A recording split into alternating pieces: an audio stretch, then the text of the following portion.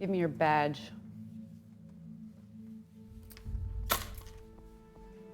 You are aware that I'm wired and connected. Well, we know on June 7th at approximately 9:13 p.m., you made a routine traffic stop. What happened after you searched the car? Fuck, I don't know. It's just kind of embarrassing. Why is it embarrassing? It's just, well, she was the one that propositioned me. Propositioned you for what? She's the one that came on to me. I mean, I'm the guy. It's what the guy's supposed to do. Do you even realize that this girl's fabricated lie is literally destroying my family and could cost me my job? You're right. This is what men do. See those bruises? How'd they get there?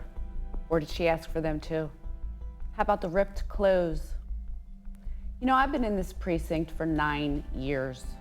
My dad was a cop, his dad was a cop, and my whole entire life, we've always taken the men's side.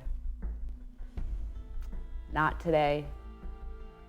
It's a new world, Officer Davis.